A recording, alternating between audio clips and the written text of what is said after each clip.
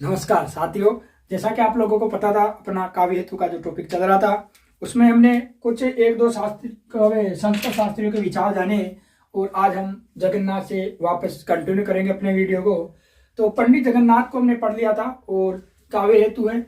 आपके first grade में ये टॉपिक जुड़ा हुआ है और एक क्वेश्चन इसका पक्का मानो आप लोग, इसका एक क्वेश्चन पक्का आएगा क्योंकि तो अलग से लगा हुआ टॉपिक है। और अगर माँ सरस्वती का आशीर्वाद रहा तो वो एक क्वेश्चन और यहीं से छपा हुआ मिलेगा आप लोगों को, क्योंकि काव्य हेतु, काव्य लक्षण और काव्य प्रयोजन में जो ज्यादा पूछे जाने की संभावना रहती है वो संस्कृत आचार्यों की रहती है।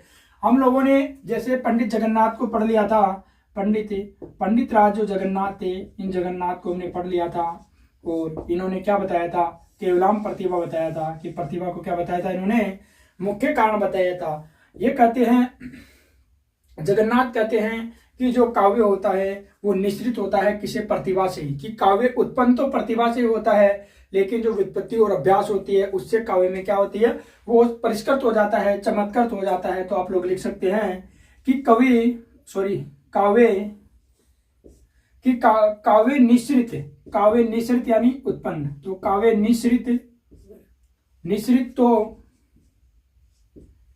तो होता, काव्य निश्रित होता है प्रतिभा से, काव्य निश्रित होता है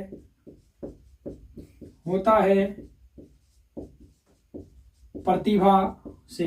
कि जगन्नाथ मानते हैं कि जो काव्य की उत्पत्ति होती है वो मुख्य कारण प्रतिभा से है, लेकिन जो व्युत्पत्ति होती है, कि व्युत्पत्ति और जो अभ्यास होता है, व्युत्पत्ति और अभ्यास से जो काव्य होता है वो परिष्कृत होता है, चमत्कृत हो जाता है। तो अभ्यास से काव्य निर्मल हो जाता है, जिससे क्या हो जाती है, तो अभ्यास से काव्य रचना परिष्कृत, चमत्कृत कह सकते हो आप लोग। तो काव्य रचना परिष्कृत, चमत्कृत हो जाती है, हो जाती है। और ये पता आप लोगों को, कहते हैं प्रतिभे केवलाम प्रतिभा, प्रतिभे केवलम प्रतिभा। तो क्या मानते हैं, केवल कारणम। तो पंडित जगन्नाथ, और इन्हें प्रतिभावादी भी कह सकते हैं क्योंकि ये मुख्य प्रतिभा को ही महत्व देते हैं। और कल भी बताया था कि इन्होंने क्या क्या कहा। आज इन पे ज्यादा बात न करते हुए कुछ बात थी जो हमने पढ़ ली इनके बारे में। इसके बाद में हम पढ़ेंगे आचार्य रुद्रट। और आचार्य रुद्रट क्या कहते हैं वो देखेंगे आज। और रुद्रट कहते हैं मनसी कला सस्मादनी विस्फुरण दे धामी देश से। तो आचार्य रुद्रट, और आचार्य रुद्रट पढ़ेंगे। और रुद्रट कहते हैं कि मनसी कला सुषमाधनी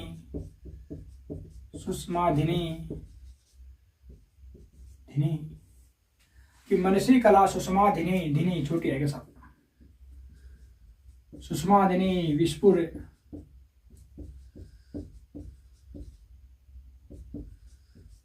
विस्फुरमणि धामी देश से, धामी देश से। ये कहते हैं कौन, आचार्य रुद्रट। रुद्रट कहते हैं मनसी कला सुषमाधनी विस्फुरमण देख धामी देश से। कि इसका अगर अर्थ लिखना चाहिए तो हम क्या लिख सकते हैं कि जिसके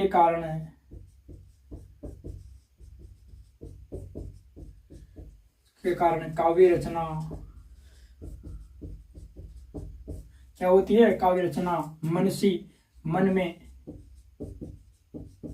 में मनसी कला सुषमादनी विस्फुरण, एक विस्फुरित, मन में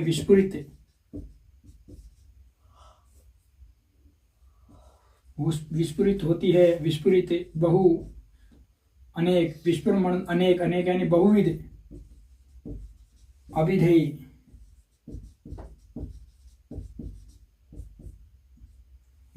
अभिधेय कि जिसके कारण काव्य रचना मन में विस्फुरित होती है, बहुविध अभिधेय होती है। काव्यो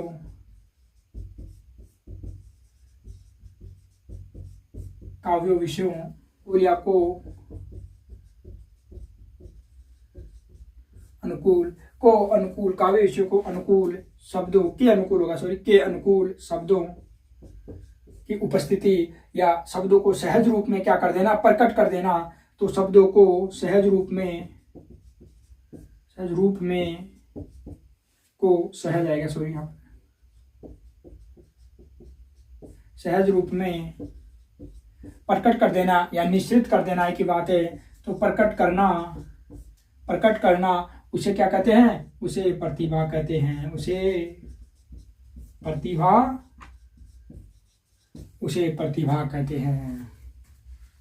इसके बाद में जो आचार्य रुद्रट है, इन्होंने क्या कहा, तो आचार्य रुद्रट ने किसको शक्ति कहा, प्रतिभा को। तो प्रतिभा को शक्ति कहा आचार्य रुद्रट ने। और आचार्य रुद्रट ने प्रतिभा के दो भेद किए। आचार्य रुद्रट ने प्रतिभा के दो भेद स्वीकार किए। एक है सहजा प्रतिभा और एक है उत्पाद्या प्रतिभा।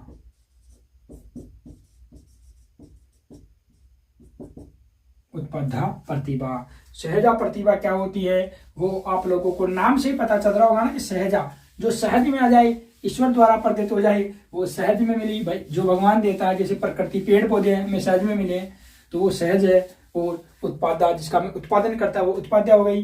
तो ये बताते हैं सहजा प्रतिभा क्या होती है। तो देखो नाम से पता चल रहा है जो सहज में मिल रही है वो सहजा है। तो जो उसी व्यक्ति में जो कवि, जो व्यक्ति है, कवि की बात करो, तो व्यक्ति में जो जन्म से जो सृजनात्मक शक्ति होती है, जो विद्यमान रहती है, जो रचना करने की जो उसमें शक्ति कह लो आप लोग, या जो उसमें तत्व होते हैं, जो गुण होते हैं, जो जन्म से है, फिर वो सहजा है। तो व्यक्ति में जन्म से विद्यमान होती है, क्या विद्यमान तत्व क्या कहलाते हैं, आपकी सहजा प्रतिभा कहलाती है। जबकि उत्पाद्या प्रतिभा क्या होती है, उत्पाद्या, और ये इस प्रकार लिखा हुआ है उत्पाद्या, जिसको हम इस प्रकार लिख रहे हैं, तो विद्या दया न दया। तो उत्पाद्या और जो उत्पाद्या प्रतिभा है, इस उत्पाद्या प्रतिभा में क्या होता है, हमें अर्जित करना पड़ता है, उत्पादन करना पड़ता है। क्या करना पड़ता है, अर्जित करना पड़ता है, अर्जित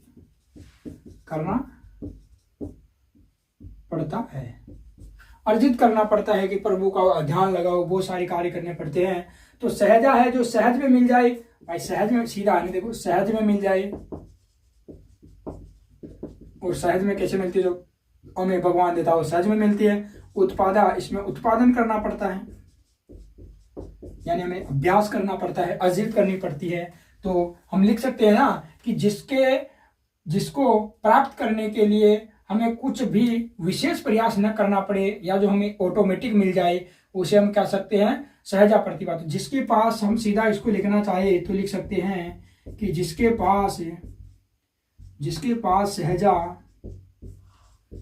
पास सहजा प्रतिभा है, यानी जो चीज सहज में मिली हुई है, सहजा प्रतिभा है, उसे काव्य रचना करने के लिए कोई विशेष प्रयास की आवश्यकता नहीं, क्योंकि इससे तो गॉड गिफ्टेड मिली हुई ना। भाई देखो सहजा, जो सहज में मिल गई इसे प्रतिभा, उसे क्यों काव्य रचना करने के लिए विशेष प्रयास करना पड़ेगा। वो तो मानो बड़बड़ाता भी रहेगा ना, तो भी वो काव्य रचना हो जाएगी, क्योंकि उसे कौन मिला हुआ है, सहज में मिली हुई है, ईश्वर के कारण मिली हुई है। लेकिन जो हम उत्पादन करेंगे उसके लिए तो फिर हमें क्या करना पड़ेगा, अभ्यास करना पड़ेगा। तो लिखेंगे उत्पादा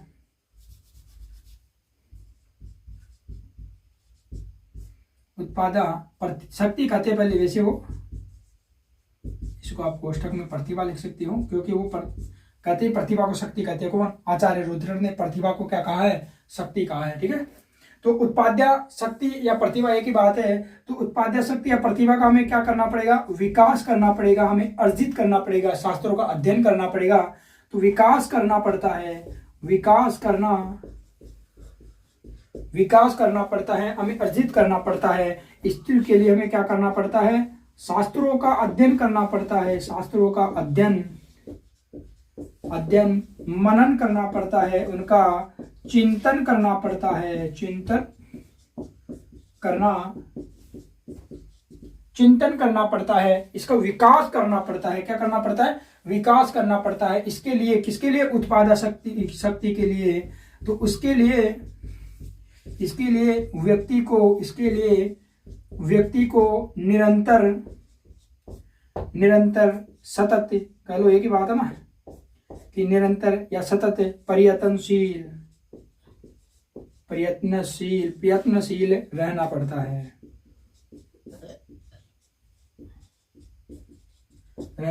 देखो अब नाम से ही पता चल रहा है कि आचार्य रुद्रक ने दो प्रकार की प्रतिभा बताई, सहजा और उत्पादा। सहजा जो सहज में जन्मजात मिल जाए, प्रभु के ईश्वर से मिल जाए, वो सहजा है। और जिसके लिए हमें अर्जित करना पड़े, उत्पादन करना पड़े, हमें कुछ मेहनत करनी पड़े, वो उत्पाद्य है।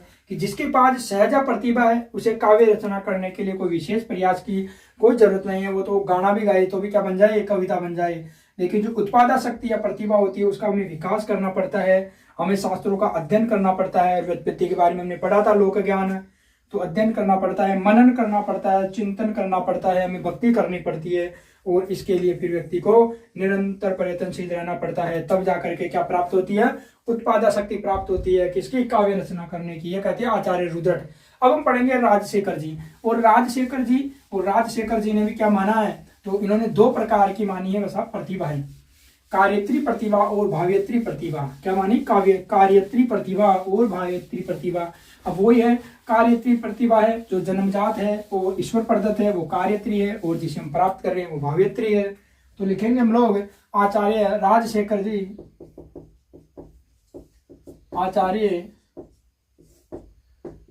राजशेखर जी ने प्रतिभा के दो भेद किए। क्या किए, प्रतिभा के दो भेद किए। और शायद आप लोगों को पहले बताया होगा कि इन्होंने अभ्यास और प्रतिभा दोनों को समान माना, तो भेद किए हैं। और इसमें एक माना इन्होंने कार्यत्री प्रतिभा, और दूसरा माना इन्होंने भाव्यत्री प्रतिभा।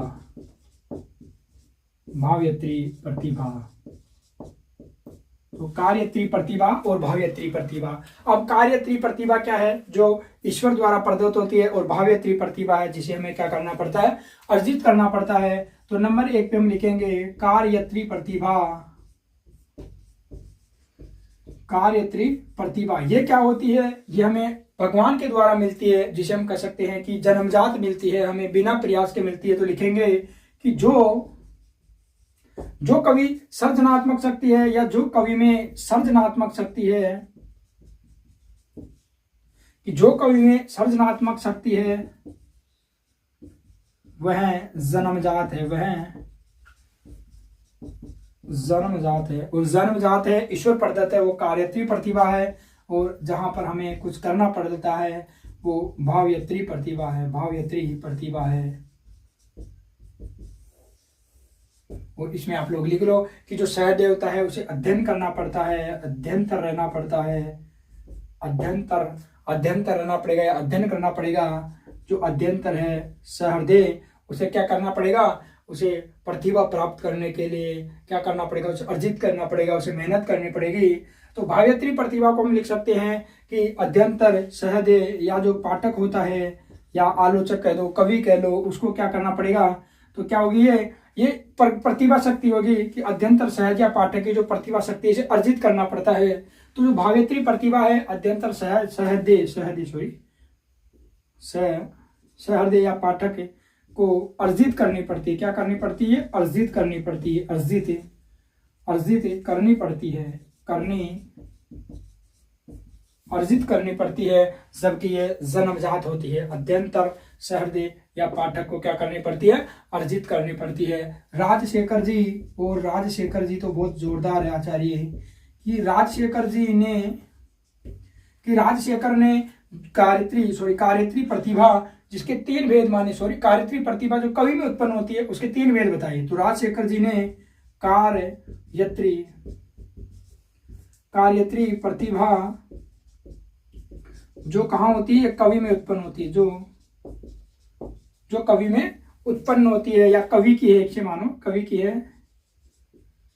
कवि की है, उसके तीन भेद की, उसके तीन भेद किए हैं। पहला है आपका सहजा प्रतिभा, पहला कौन सा है, तो पहला है सहजा प्रतिभा, सहजा। दूसरा है आपका ओ सहजा औपदेशिकी, और कैसी एक आहार्या, सॉरी एक आहार्या है, आहार्या। और नंबर 3 पे है वो है औपदेशिकी, औपदेशिकी प्रतिभा। ठीक है, तो राजशेखर जी ने कार्यत्री प्रतिभा के फिर ये 3 भेद किए, सहजा, आर्या और औपदेशिकी। और इसके बाद में फिर हम लिखेंगे, अब हम पढ़ेंगे सहजा प्रतिभा। और वही आप लोगों को पता है कि जो चीज सहज में मिल रही है वो ईश्वर प्रदत्त है, भगवान के द्वारा है, नैसर्गिक प्राप्त है हमें। ठीक है, तो हम लिखेंगे पहले नंबर पर सहजा कार्यत्री प्रतिभा, क्योंकि इन्होंने कार्यत्री प्रतिभा की तो 3 भेद किए। तो ये क्या होती है, जो सहजा कार्यत्री प्रतिभा होती है ये जन्मजात होती है। कैसी होती है, जन्मजात होती है, नैसर्गिक होती है,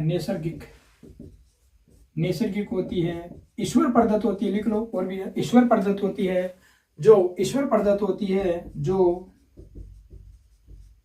ईश्वर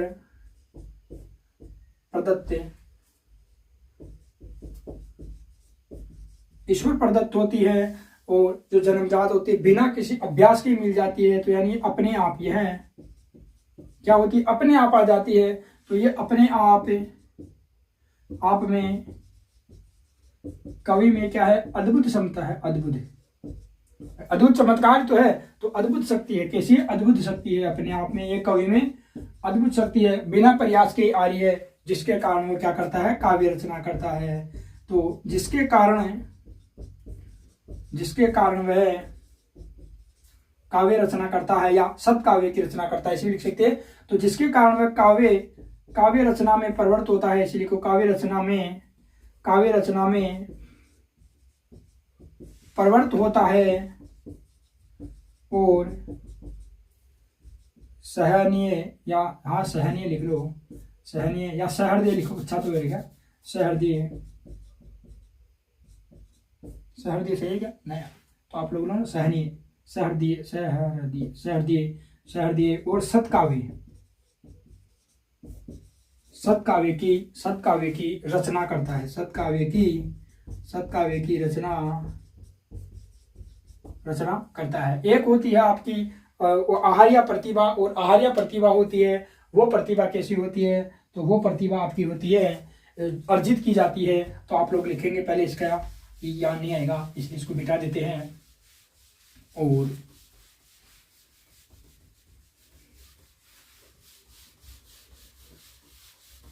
नंबर 2 पे लिखेंगे हम लोग, और नंबर 2 पे लिखेंगे हम लोग आहार्य प्रतिभा। और आहार्य प्रतिभा नंबर 2 पे आहार्य प्रतिभा। और जैसे नाम से पता है कि आहार्य है यानी इसे ग्रहण करना पड़ता है, तो इस प्रतिभा का हमें क्या करना पड़ेगा, इस प्रतिभा का हमें विकास करना पड़ेगा। क्या करने पड़ेगा, विकास करना पड़ता है, करना पड़ता है। कैसे पढ़ना पड़ता है, शास्त्र अध्ययन के द्वारा। लिखो, शास्त्र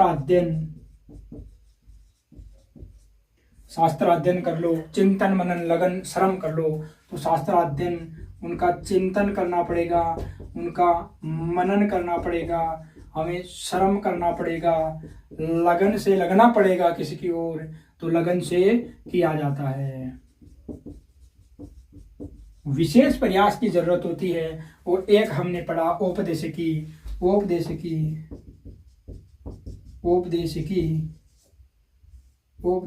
प्रतिभा, और औपदेशिकी प्रतिभा। और इसमें क्या होता है, ये नंबर 3 पे है। और भारतीय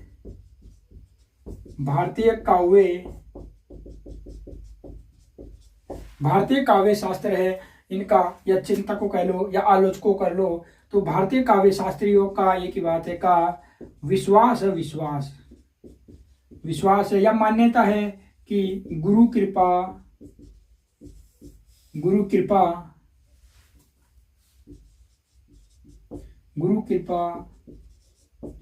देवी देवताओं की कृपा, ईश्वरीय कृपा,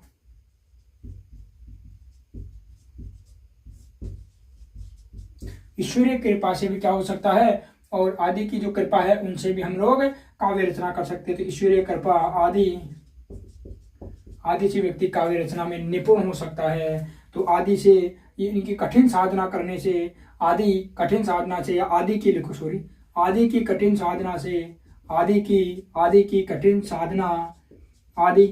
साधना से व्यक्ति काव्य रचना में क्या होता है, प्रवृत्त होता है। तो आदि की कठिन साधना से व्यक्ति में क्या हो जाती है, वो प्रतिभा उत्पन्न हो जाती है।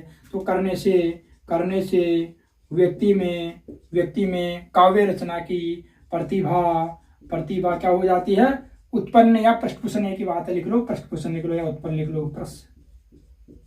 प्रस्फुटन या उत्पन्न हो जाती है।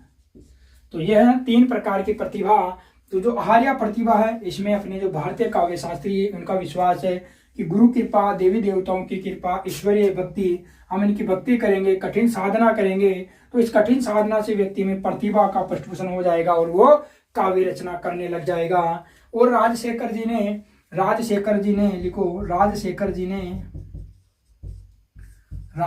जी ने इन्हीं 3 प्रतिभाओं के आधार पर, तो लिखेंगे इन्हीं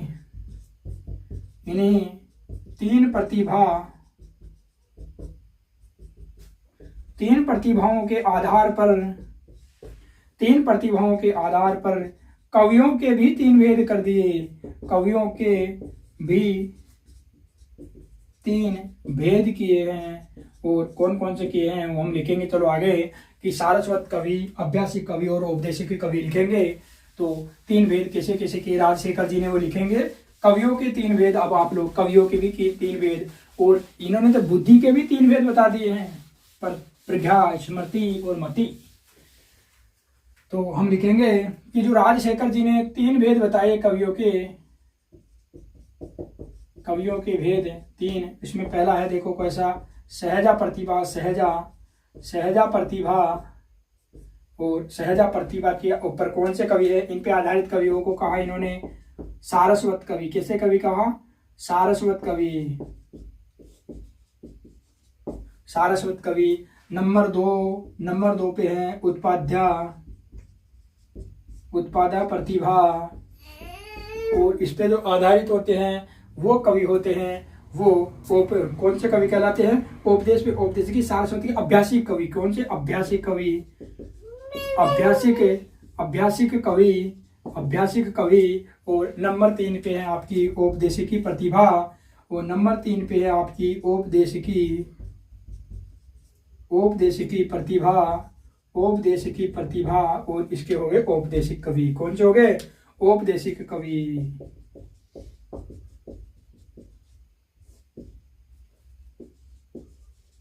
औपदेशिक कवि। तो इन्होंने प्रतिभा के आधार पर कवियों के भी 3 रूप बताए हैं, यह है कवि और यह आपकी प्रतिभा। इन्होंने बुद्धि के भी 3 भेद कर दिए, बुद्धि के भी 3 भेद, पहला स्मृति, दूसरा मति, तीसरा प्रज्ञा। स्मृति, मति और प्रज्ञा, ये किन्होंने किए, ये आचार्य राजशेखर जी ने किए। अब हम पढ़ेंगे आचार्य भामह। आप लोग इसके नोट्स बना लो। अगर आप लोगों को थोड़ा 1-2 जगह में थोड़ा डीप पढ़ाने की कोशिश करूंगा, जो मेरे कॉलेज लेक्चरर से सेम होगा थोड़ा बहुत, तो आप लोगों को कभी ये लगे कि आप लोग डीप पढ़ा रहे हो, तो थोड़ा ये याद करने वाला देखो कि वैसे पद बढ़ने की आसार है, आप लोगों के आसार है कि फर्स्ट ग्रेड में पद बढ़ जाए, लेकिन मान लो ना बढ़े तो भी ये देख लेना नहीं क्या थोड़ा सा पद क्या है कम है अपने, तो थोड़े में क्या पढ़ दे, थोड़ा अच्छा पढ़ दे, क्या पता वो पूछने वाला थोड़ा डीप पूछ ले। तो हम भामह के पढ़ेंगे। भामह ने प्रतिभा को मुख्य माना है। भामह ने तीनों काव्य हेतु तीनों काव्य हेतुओं को महत्व माना, लेकिन इन तीनों में सर्वाधिक महत्व प्रतिभा को दिया। तो भामा ने तीनों काव्य हेतु में प्रतिभा को मुख्य माना है। और ये तो मैंने पहले भी लिखाया था कि किन्होंने क्या मुख्य माना, लेकिन उन्होंने व्युत्पत्ति और अभ्यास इनको भी स्वीकार किया, ऐसा नहीं कि इनके बारे में कुछ नहीं कहा। तो प्रतिभा को मुख्य माना और व्युत्पत्ति और अभ्यास को भी स्वीकार किया। तो व्युत्पत्ति और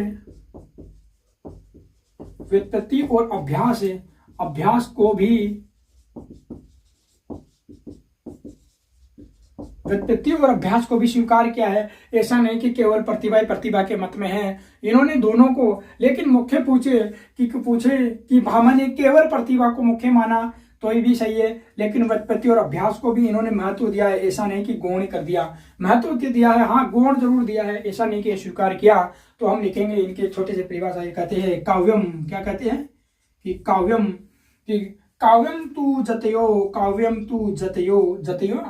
नहीं जायो है, जतयो नहीं, काव्यम तु जायते, सॉरी याद नहीं आता यार, काव्यम तु जायते जातु कवितस्से, जातु काव्यम तु जायते जातु कवितस्से प्रतिभवते, जातु कवितस्से प्रतिभवते। तो ये लिखते हैं कि काव्यम तु जायते जातु कवितस्से प्रतिभवते। और ये कहते हैं कभी कभी प्रतिभाशाली होती है, कहते हैं कि कभी कभी जो प्रतिभा से जो उत्पन्न होता है, स्मृति से जो उत्पन्न होता है, वही क्या है, काव्य है, वही प्रतिभा है। तो हम लिखेंगे इनका याद रखने के लिए, काव्य तु जाता, क्या कहते हैं, भामा कहते हैं काव्य तु जाता। लेकिन मुख्य किसको मानते हैं ये, फिर भी बता रहा हूँ मेरे भाइयों, ये मेरे लाडलों, ये मुख्य प्रतिभा को महत्व देते हैं, प्रतिभा को महत्व देते हैं,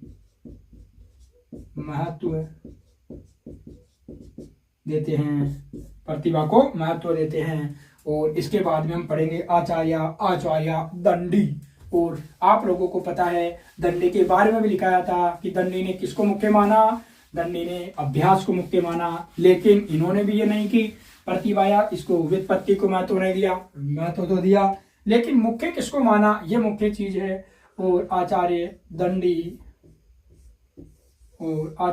दंडी के बारे में आप लोग लिख सकते हो कि और इन्होंने किसको माना, अभ्यास को माना। तो काव्य हेतु में इन्होंने व्युत्पत्ति के स्थान पर भी चेंज कर लिया, इन्होंने व्युत्पत्ति को क्या मान लिया, इन्होंने व्युत्पत्ति को अध्ययन स्वीकार कर लिया, दंडी ने। यहाँ ये भी लिखो, याद है तो काव्य लिखो, काव्य हेतु में, यहाँ सीधा लिख लो, देखो चलो काव्य हेतु में लिख लो।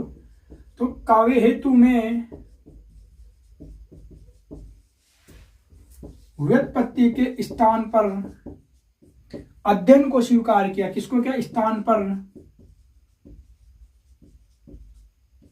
अध्ययन को स्वीकार किया,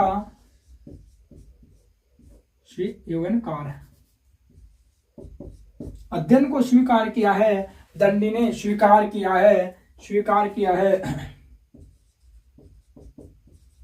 तो इनका क्या हो गया, अब देखो इनका हो गया ना, तो इनका काव्य हेतु कैसा हो गया, दंडी का काव्य हेतु कि जैसे प्रतिभा हो गई है ना, प्रतिभा, इसके बाद में हो गया अध्ययन, और इसके बाद में हो गया आपका अभ्यास। ठीक है, ये इनका काव्य हेतु हो गए 3, इनके दंडी के पेशेस हो गए। और अध्ययन और अभ्यास को प्रतिभा के लिए क्या माना, उससे कम नहीं माना। जो जी प्रतिभा को मुख्य मानते लेकिन मुख्य चीजें मानते। तो लिख लो आप लोग कि जो अध्ययन है और अभ्यास है, तो ये आ गया तो और आता नहीं है, इसलिए और अभ्यास लिखेंगे हम लोग। अध्ययन और अभ्यास को प्रतिभा से कम नहीं माना, प्रतिभा से कम नहीं माना, प्रतिभा से कम नहीं माना। अब थोड़ी देर में अपना टॉपिक समाप्त होने जा रहा है। तो अध्ययन और अभ्यास को प्रतिभा से कम नहीं माना, और लिख लो आप लोग तुलनात्मक रूप से, नहीं तो फिर गलत करोगे, क्योंकि मुझे तो लास्ट में बताना नहीं कि इन्होंने क्या माना है। तो तुलनात्मक रूप से एग्जाम में बताऊंगा मैं क्या माना है, कि तुलनात्मक रूप से इन्होंने अभ्यास को सर्वाधिक महत्व दिया। अभ्यास रही यार, अभ्यास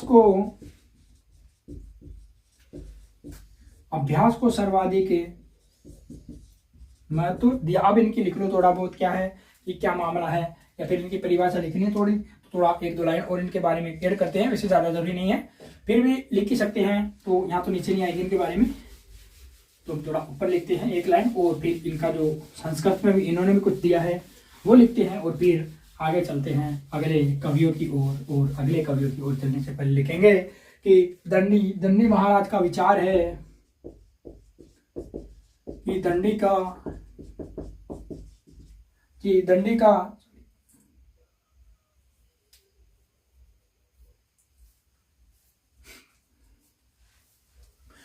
का विचार है कि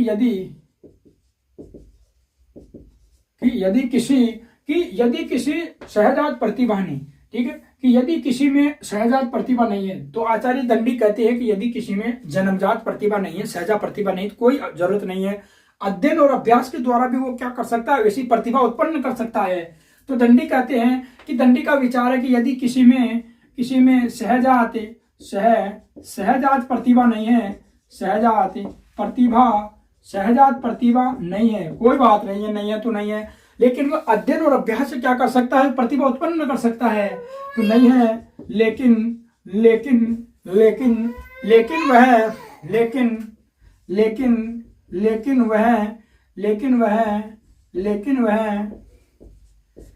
वह अध्ययन और अभ्यास से क्या कर सकता है, वो प्रतिभा शक्ति अपने अंदर उत्पन्न कर सकता है। तो अध्ययन और अभ्यास से क्या कर सकता है, वो अध्ययन और अभ्यास से काव्य रचना करने में, अध्ययन में अभ्यास से काव्य रचना की शक्ति, काव्य रचना या काव्य सर्जन की शक्ति उद्भूत कर सकता है, उत्पन्न कर सकता है, या शक्ति प्राप्त कर सकता है, ठीक है, प्राप्त कर सकता है। किसके द्वारा, अध्ययन और अभ्यास के द्वारा, और उत्तम काव्य की रचना कर सकता है। और इससे ज्यादा क्या कहोगे इसे, और उत्तम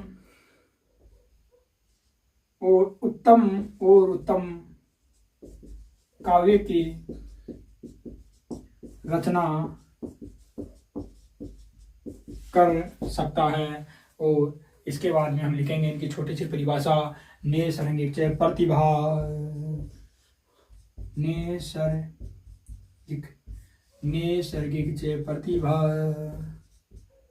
नैसर्गिक प्रतिभा, और श्रुत च बहु निर्मलम, नैसर्गिक प्रतिभा, श्रुत च बहु निर्मलम,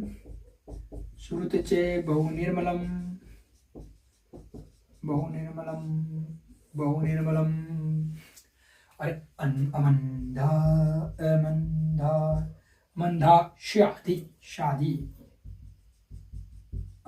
शादी, लगा, अमंधा शादी, समझ में आ रहा, अमंधा शादी। और क्या रहेगा वो,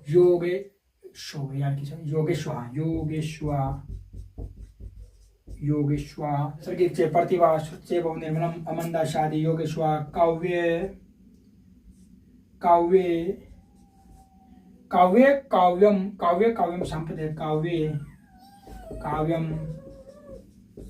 संपदे, याद ही नहीं रहता है बहुत मुश्किल से।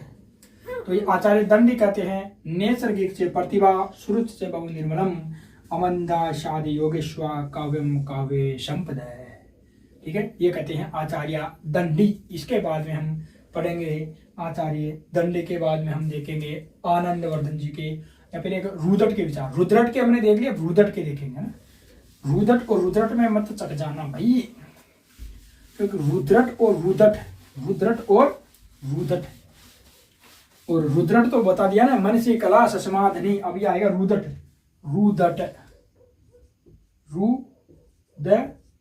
और आचार्य आप लगा लो, तो आचार्य रुदट। अगर रुद्रट आ जाए तो मन से कला समाधनी पे चले जाना। अगर रुदट है तो इन्होंने प्रतिभा को प्रतिभा, व्युत्पत्ति और अभ्यास, तीनों को बढ़िया महत्व दिया। प्रतिभा, व्युत्पत्ति और अभ्यास, ठीक है। व्युत्पत्ति आचार्य रुद्रट नहीं रुदट, तो आचार्य रुद्रट ने प्रतिभा, व्युत्पत्ति और अभ्यास, इन तीनों को क्या दिया, समान महत्व दिया, बराबर महत्व दिया। और क्या लिख सकते हो, और क्या कहें, समान महत्व मान लो, और तो क्या कहें, तीनों काव्य हेतुओं की बात किया। इन तीनों कि बात की समान महत्व दिया, एक ही बात की है, एक ही बात की बराबर बात की है, सर्वाधिक महत्व है ना। तो प्रतिभा, व्युत्पत्ति और अभ्यास, इन तीनों की बात की है, बात इन तीनों की बात की है, बात की है भाई साहब, बात की है, बात की है। सर्वाधिक महत्व तो भाई साहब ने भी प्रतिभा को दिया है, सर्वाधिक महत्व, सर्वाधिक महत्व तो इन्होंने भी प्रतिभा को दिया है, प्रतिभा को दिया है, ठीक है, प्रतिभा को दिया है। प्रतिभा में क्या होता है, ये लिखते हैं कि प्रतिभा नवीन अर्थ, अर्थ शब्दबद्ध, कि प्रतिभा में क्या होता है कि नवीन अर्थ जो होते हैं वो शब्दबद्ध होकर के क्या करते हैं, शब्दबद्ध, बद्ध समझ में आ रहा ना, शब्दबद्ध होकर, कि जो नवीन अर्थ है प्रतिभा में वो शब्दबद्ध होकर के, शब्दबद्ध रचनाकार के अंतर मन में आते रहते हैं। तो रचनाकार के अंतर मन, अंतर मन समझ में आया कि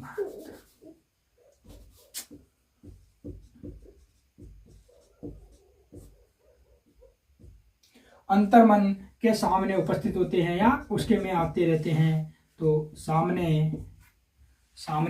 अंतर मन के सामने उपस्थित होते रहते हैं। और इसके बाद में थोड़ा अभ्यास है, और अभ्यास तो हमें करना ही चाहिए, क्योंकि बिना अभ्यास के तो कुछ होता ही नहीं। और आप लोगों के लिए तो नौकरी का जो सबसे बड़ा हेतु है वो बेरोजगारी को खत्म करने का सबसे बड़ा हेतु अभ्यास ही है, क्योंकि अभ्यास के बिना आप कुछ नहीं कर सकते। तो अभ्यास को प्रतिभा का क्या माना, उत्कर्ष माना। तो क्या माना इन्होंने, अभ्यास को लिखो आप लोग कि अभ्यास को प्रतिभा का उत्कर्ष माना है, कि अभ्यास से क्या होगी, प्रतिभा में उत्कर्ष आएगा।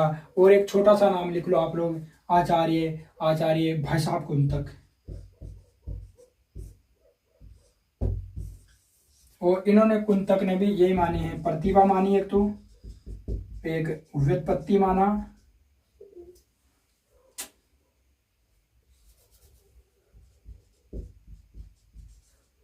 और एक अभ्यास।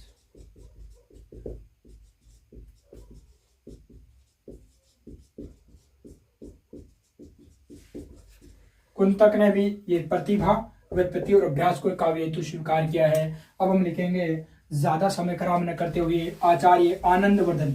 और आनंदवर्धन को द्वितीय प्रस्थान बिंदु कहा जाता है। क्या कहा जाता है, आनंदवर्धन को द्वितीय प्रस्थान बिंदु। संस्कृत समीक्षा शास्त्र में आनंदवर्धन को द्वितीय प्रस्थान बिंदु कहा जाता है। तो लिखोगे आप लोग आनंदवर्धन, और हम लिखेंगे आनंदवर्धन। इन्हें क्या कहा जाता है, संस्कृत समीक्षा शास्त्र में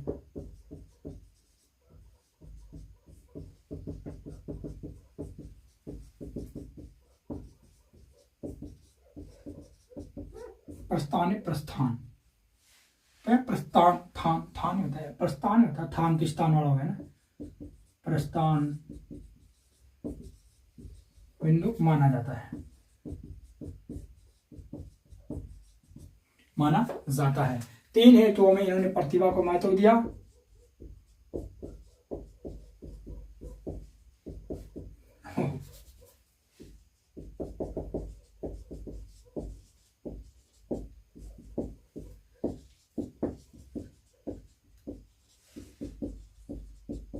तीन हेतुओं में प्रतिभा को महत्व दिया। ये क्या कहते हैं, अभिउत्पत्ति। तो अभिउत्पत्ति हो गया ना, क्योंकि संधि हो गया ना अभी में, अति उत्पत्ति नहीं, अभिउत्पत्ति। लिख लो बात, अभिव्युत्पत्ति। कैसी हाय रे मेरी संस्कृत कितनी जुड़ाव है। अभिउत्पत्ति कर्त दोष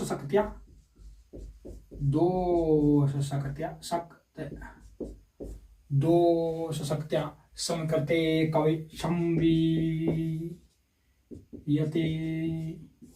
कवि की प्रतिभा के द्वारा।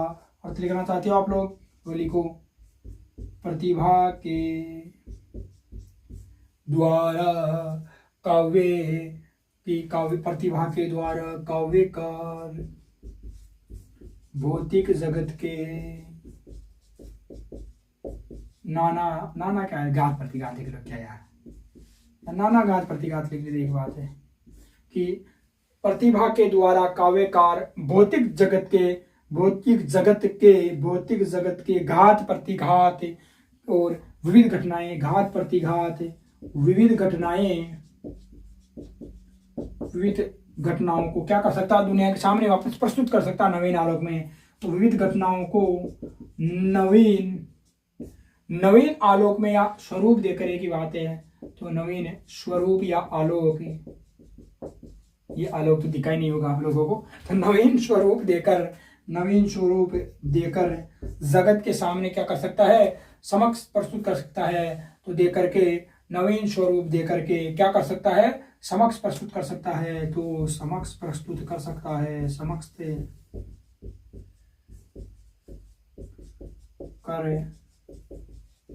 कर सकता है। बस हो गया। पर क्या है, पंडित जगन्नाथ का लिख लिया हम लोगों ने, आनंदवर्धन। अब हम लिखेंगे मम्मा, मम्मा उर्फ मम्मट।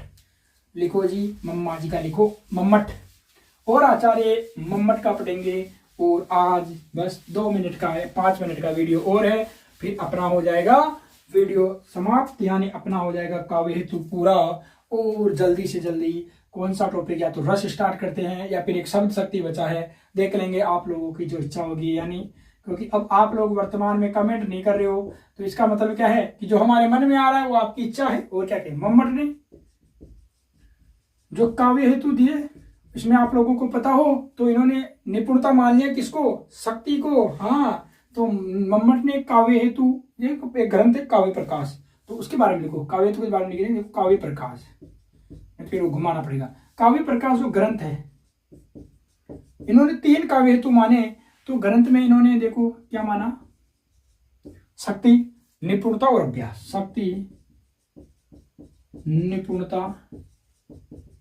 और अभ्यास, इन तीनों को सम्मिलित किया गया। ठीक है, इन तीनों को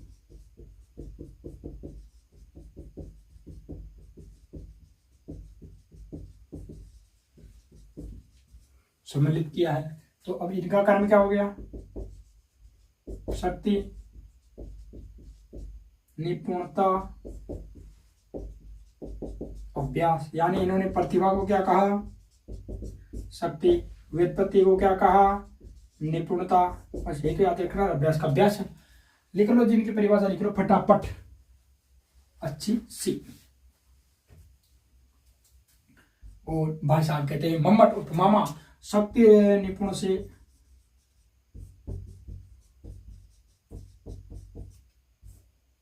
सभी शक्ति निपुण से लोक शास्त्र कि जो शक्ति में निपुण हो, लोक शास्त्र हो। और क्या चाहिए, लोक शास्त्र, काव्याद्वेषणात्,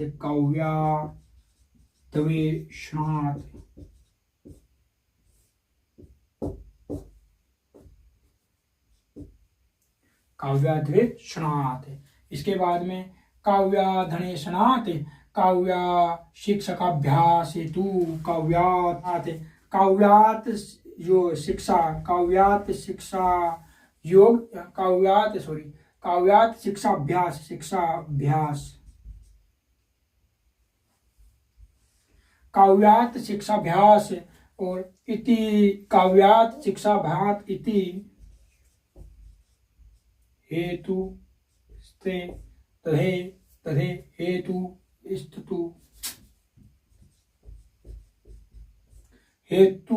स्तु दुदे भरे। ये ऐसे थोड़ी याद, तो बहुत मुश्किल का काम है, लेकिन छोटा छोटा याद करा दूंगा। शक्ति निपुण से लोक शास्त्र काव्याद्वेषणात्, काव्यात शिक्षाभ्यास हेतु स्तुते भय। इसका अर्थ लिखना चाहते हो आप लोग। एक और दिया है मम्मट उर्फ मामा जी ने, एक और दिया, क्या दिया, शक्ति कवितस्य जीव रूपम संस्कार विशेष। तो नंबर क्या दिया इन्होंने, 2। शक्ति कवितौ जीव रूपम, जीव रूप संस्कार विशेष,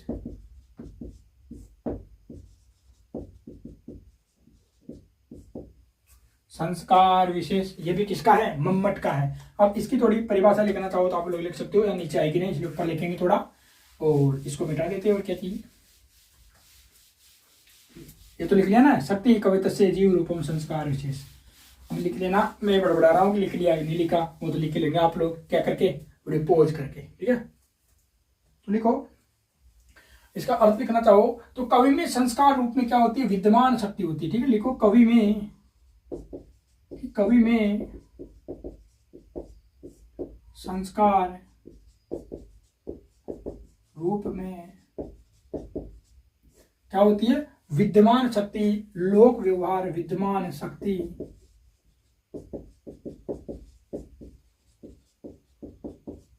जो विद्यमान शक्ति है, लोक व्यवहार है, शास्त्र है, शास्त्र है, और क्या है? काव्य है, शास्त्र, काव्य, काव्य आदि। तो कवि में संस्कार रूप में विद्यमान शक्ति, लोक व्यवहार, शास्त्र, काव्य आदि के पर्याय लोचन में उत्पन्न निपुणता, आदि के पर्याय लोचन, आदि के पर्याय लोचन में निपुणता, आदि के पर्याय लोचन में या पर्याय लोचन से उत्पन्न निपुणता, उत्पन्न निपुणता, और काव्य कर्म, और काव्य कर्म, और काव्य कर्म। और क्या कह रहा है वो कि कवि में संस्कार रूप में विद्यमान शक्ति, लोक व्यवहार, शास्त्र, काव्य आदि के पर्याय लोचन से उत्पन्न निपुणता और काव्य कर्म को जानने, काव्य कर्म को जानने वाले गुरु की शिक्षा के अनुसार, काव्य कर्म को जानने वाले गुरु की शिक्षा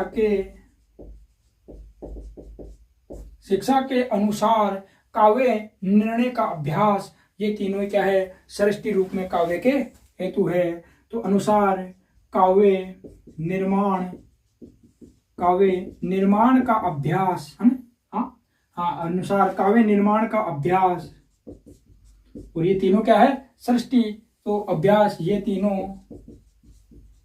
तीनों क्या है? काव्य के हेतु है। तो ये तीनों सृष्टि रूप में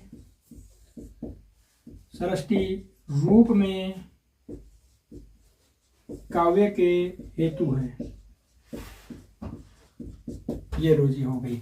इसके बाद में हम लिखेंगे अब तो छोटे से आचार्य हैं, वो 2 मिनट का काम है, फिर हम फ्री। आज का अपना वीडियो होगा समाप्ति यहीं पर, और फिर अपना हो गया काव्य हेतु पूरा।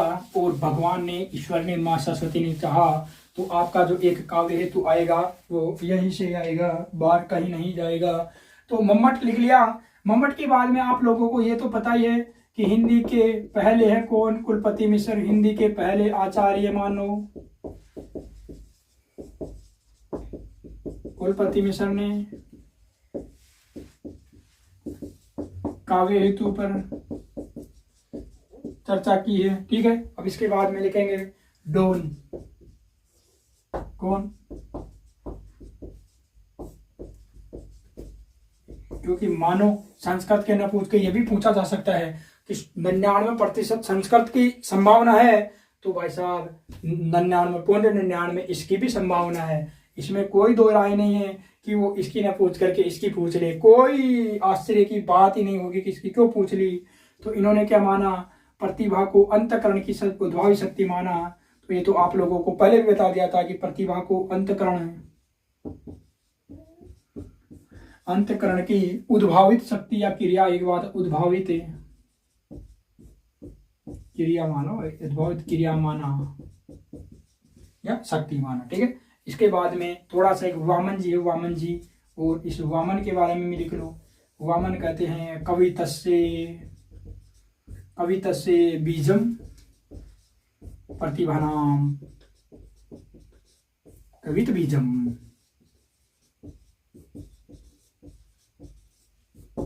ये लो जी, कवित बीजम, ये कहते हैं वामन भाई साहब। वामन भाई साहब ये डोन आदमी है, इसका सीधा लिखो कि इन्होंने मुख्य रूप से प्रतिभा को काव्य हेतु माना।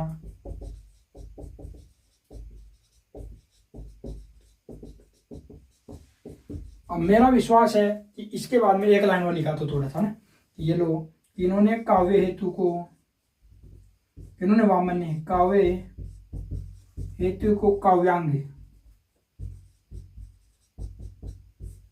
काव्यांग स्वीकार किया या काव्यांग शब्द का संबोधन किया, ये वाले शब्द नाम दिया की बात है। इन्होंने क्या कहा कि काव्य हेतु को काव्यांग स्वीकार किया या काव्यांग नाम दिया। कहते भी है नहीं, लोक विद्या प्रकीर्णस्य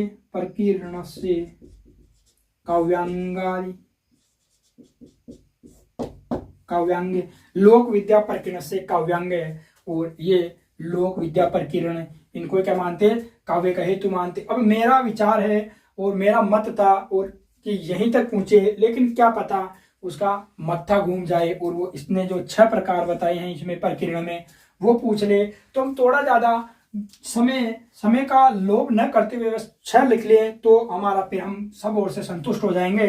तो बस ये है कि इसने प्रकीर्ण में 6 रूप और माने हैं इन्होंने, वामन ने। बस ये वामन ने प्रकीर्ण के 6 रूप माने, वो लिख लो, फिर आप लोगों का मेरी ओर से हो जाएगा समाप्त।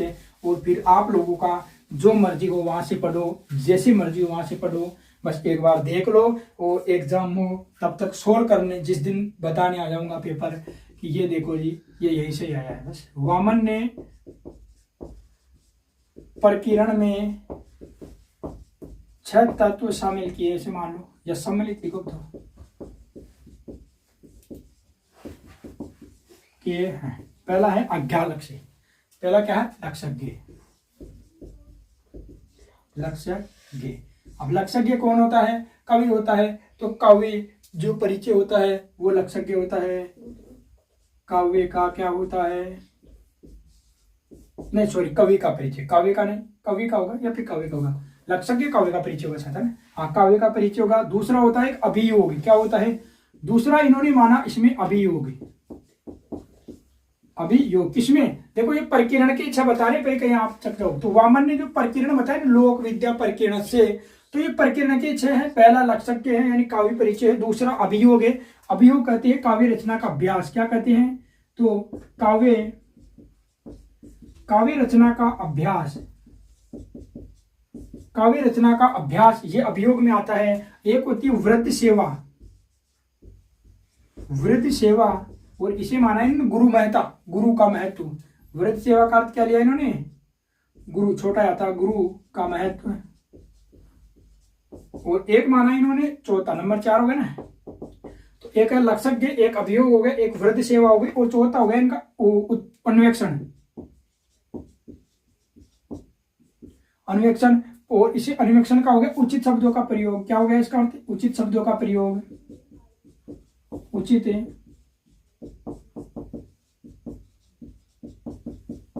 उचित शब्दों का प्रयोग। एक प्रतिभा और एक अवधान हो गया ना, 5 हो गया। एक तो प्रतिभा और एक छठा हो गया अवधान। आप लोग देखोगे भाई साहब ये तो बहुत भारी कर दिया काम। अब इसे आप लोग देख सकते हो, इग्नोर कर सकते हो, चित्त की एकाग्रता। अब ये देखो ये बहुत डीप है, पढ़ने पर और जानकारी हासिल करने पर मिलती है, ऐसे नहीं मिलती। तो जो वामन ने बताए हैं लोक विद्या प्रकीर्ण, और इसमें प्रकीर्ण में इन्होंने 6 तत्वों को सम्मिलित किया, जिसमें एक लक्षज्ञ है यानी काव्य परिचय है, अभियोग काव्य रचना का अभ्यास है, और वृत्ति सेवा यानी गुरु का महत्व है, अन्वेषण यानी उचित शब्दों का प्रयोग है, प्रतिभा है, और अवधान यानी चित्त की एकाग्रता है। ये 6 प्रयोग किसने बताए, वामन ने प्रकीर्ण के 6 तत्व सम्मिलित किए। मान लो 6 वेद स्वीकार किए, ऐसे भी कहे तो भी आप लोग इसको मान सकते हो। और ये देख सकते हैं ये बहुत डीप हो सकता है, लेकिन आप लोग इसको इग्नोर ना करें और एक बार लिखने का प्रयास जरूर करें। क्या पता वो सही गलत में ऐसे पूछ ले कि प्रकीर्ण में 6 बातें कही है, 6 तत्व सम्मिलित किए हैं, तो फिर वो आपका वहीं पर तुक्का ही सही लग जाए। और इसके बाद में बस हमें 2 लाइन और लिखनी है, और फिर उसके बाद में अपना क्या हो गया, आज का टॉपिक समाप्त हो गया मेरी ओर से। हर प्रकार से मैं इसे समाप्त करता हूँ, फिर 2 या 3 लाइन लिख करके, और फिर अगले बिंदु की ओर हम क्या करेंगे, प्रस्थान करेंगे। तो वामन का हो गया। वामन के बाद में एक आते हैं, देखो व्युत्पत्ति को हमने क्या कहा, एक बार फिर बता देता हूँ।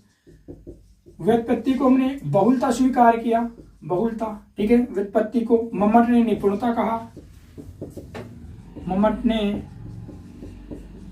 ने निपुणता कहा, ठीक है। राजशेखर जी ने व्युत्पत्ति को क्या माना, तो राजशेखर ने व्युत्पत्ति को उचित अनुचित का विवेक कहा। उचित अनुचित का जो विवेक है वही व्युत्पत्ति है। क्या कहते हैं, उचितानुचित विवेको व्युत्पत्ति। ये कौन कहते हैं, राजशेखर जी कहते हैं। तो राजशेखर जी ने व्युत्पत्ति को उचित अनुचित का विवेक कहा। और इसके बाद में एक और है वाघभट्ट। अब ऐसे मत को क्या आप लिखाते जा रहे हो, नहीं है, बस वाघभट्ट थोड़ा सा है। इन्होंने क्या माना, तो ये कहते हैं कि जो आपका होता है एक तो व्युत्पत्ति और एक होता है अभ्यास से प्रतिभा क्या होती है, प्रतिभा का प्रकार उत्कर्ष होता है। क्या मानो, उत्कर्ष होता है कि अभ्यास और व्युत्पत्ति और अभ्यास से प्रतिभा आती है, ये कहते हैं वाघभट्ट। और एक और लिख लो लाइन आप लोग, सहृदय या आलोचकों। संस्कृत शास्त्र में भावन कहते हैं, भावन कहते हैं। और एक और मास है, छोटा सा लिखेंगे, ज्यादा आपका समय खराब नहीं करूंगा, क्योंकि मुझे पता है आप लोग महान हो, आप लोग इंटेलिजेंट हो, आपके पास पहले से बहुत सारे नोट्स है बड़े बड़े के। और एक अपने प्रिय हैं भिखारी दास क्या कहते हैं, तो ये भी कहते हैं थोड़ा कि कविता बनाइए, सॉरी अभी याद नहीं आ रहा, जल्दी से बनाइए शक्ति कविता शक्ति कविता बनाइए कि जिही नकत की जी नक्षत जन्म में दिहे विदाते कि जी नकत जन्म में दिन है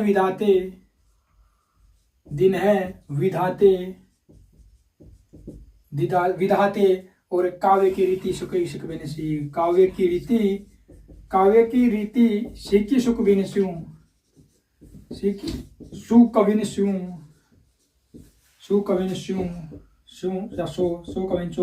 दे की सुनी बहुलोक की बातें, दे की सुनी बहुलोक की बातें। ये हो गया, ये मेरी ओर से सारा का सारा क्या समाप्त हो गया। अब मेरी ओर से पूरा का पूरा ये समाप्त हो गया। अब मैं ये चाहता हूं कि एक बार हम 2 या 3 जो अपने मुख्य हैं उनको अगर लिखना चाहो आप लोग तो लिख सकते हैं, उससे फायदा ही होगा। नहीं तो आप लोग ये लिख लो जी, ये लो हेमचंद्र और कौन थे, जगन्नाथ, इन दोनों ने केवलाम प्रतिभा कहा था, केवल प्रतिभा माना। ठीक है, चलो आज का वीडियो हम यही करते समाप्त, और पढ़ते रहिए और अपना कीमती समय है में देने के लिए धन्यवाद। और यहाँ से आशा करते हैं कि जरूर आपको फायदा ही होगा। और कल देखते हैं कौन सा टॉपिक की रस होता है, कि सब शक्ति है, कि गुण है, दोष से जो भी बचते अपने वाक्य उनको पूरा करेंगे। और जल्दी से अपने व्याकरण के विशेषण पर क्लास आएगी। इसी के साथ जय हिंद, धन्यवाद, पढ़ते रहिए।